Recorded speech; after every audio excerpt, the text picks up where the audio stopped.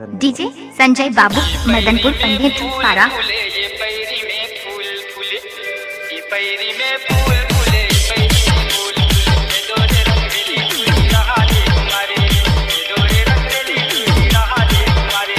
Remix by DJ Sanjay Babu.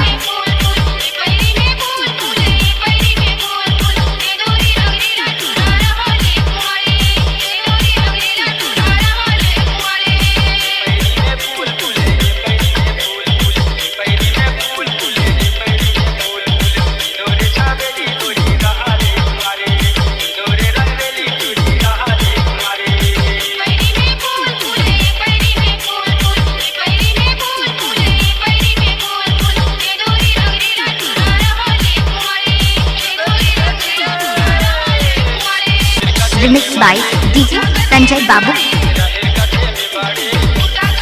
Remix by DJ Sanjay Babu.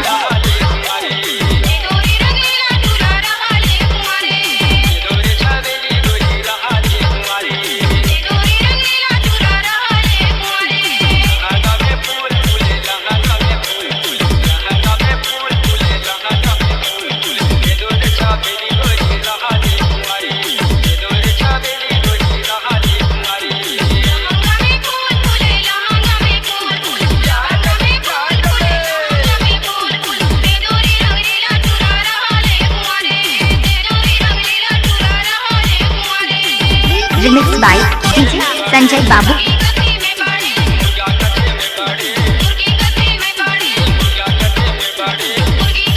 Remix by DJ Sanjay Babu.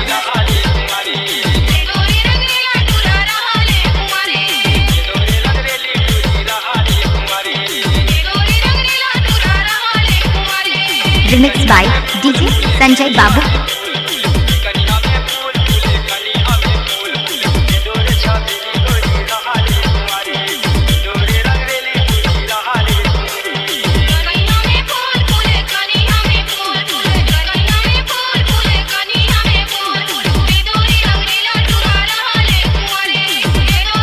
Mobile number 97 67 84 22 36।